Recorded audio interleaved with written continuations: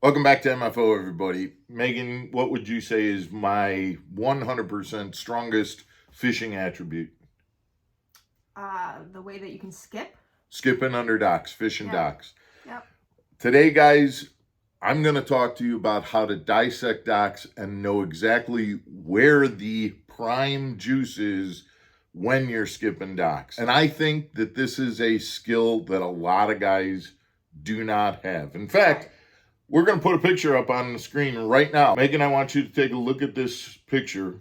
Okay, looking at it. So you're looking at this picture and we're looking at these posts on this dock. And I'm going to label these posts A, B, C, and D. While we're going away on this short break, I want you to pick out which post do you think is the best shot at having bass hanging on that post. Is it A, B, C, or D? You guys do this as well. We'll come back in just a minute.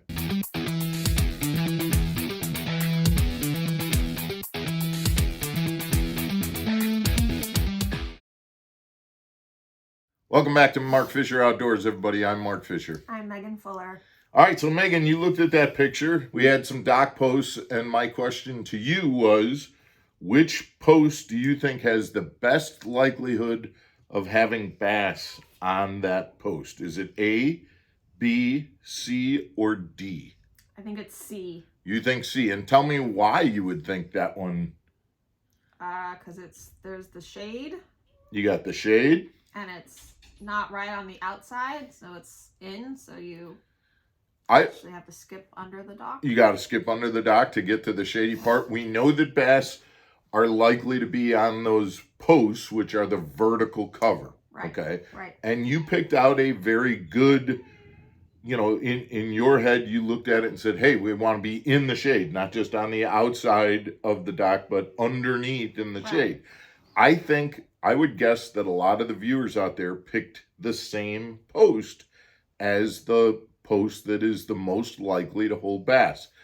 My point in this video is that I think a lot of guys, when they're going and looking at docks, will do the same kind of thing. You're looking at that dock based on what you see. You see posts and you see shade. Mm-hmm. What you're not taking into account is what are the bass seeing? And the bass are seeing another variable that you don't see right here and that you aren't thinking about. And that is the bottom contour. So take a look at this illustration that I've made, and now notice that in this illustration, you not only have the vertical cover, the dock post, you've got where the shade would be underneath the dock itself, but you also have the bottom contour. And what I've found in a lot of situations is right where that bottom contour goes from a deeper water and it starts to increase up into a, shallower water. Mm-hmm. If you can find the posts, the dock posts that come right at that intersection, right where that water starts to go, that incline starts to go up, those are the posts that are going to hold the most fish. And it doesn't really matter whether that's the second post or whether it's the farthest post or whether it's not even on the widest part of the dock. It might be on a walkway. So as I'm going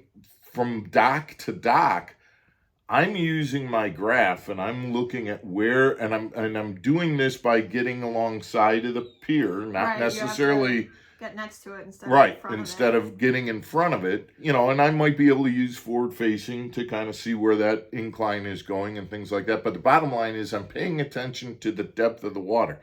And if I notice that the second post from the front is the post that is closest to that incline, those are the posts that I'm going to focus on. Now, granted, that might be in the shade, but it might be the third one that's in the shade. There might be closer posts that are farther out that don't hold fish, but now that post, the one that's there, and again, I might have a dock that the actual incline is on a walkway. We've seen docks that the walkway will come out, and then there's a wide part of the dock out further. And that wide part of the dock may completely be in 10 or 12 feet of water. But the walkway has a post or a pier post that is right where the incline is. And sure enough, there are fish holding on that narrow pier post, that narrow walkway, and they really aren't under the big shady deck part of the dock. They're underneath that walkway. To put this into practical terms now, as I'm working docks, I will, a lot of time, if we go back to that original dock that you looked at, that picture, I would look at where my bottom depth starts to contour up. If I find that, okay, that's where that post needs to be, when I get to the next dock, I'm not going to throw to it based on the way it looks from the top of the water. I'm going to throw to the pier post that looks like it does from the bottom contour. Does that make sense? So on one pier, it might be the second pier post, and on the next pier, it might be the third. Right. Or on one, it might be the fourth, and the other one, it's the fifth. And so wherever the pier posts are that go into that connection, that changing contour, that's where those are the pier posts that I'm going to throw to. Guys, I don't know if you've paid attention to this at all when you're dock fishing, but again, I strongly recommend it, and I just want to kind of repeat this. It isn't so much the first pier piling that's closest to the intersection of the walkway and the big deck. It's more about where that bottom contour changes that contour, and any pier pilings that are right near that bottom contour.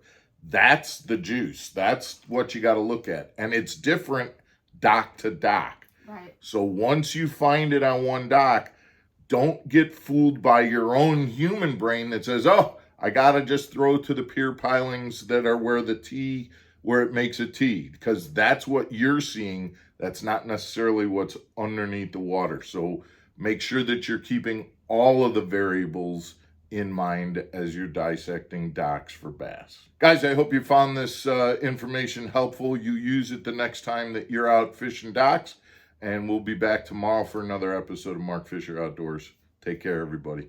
Stay channeled.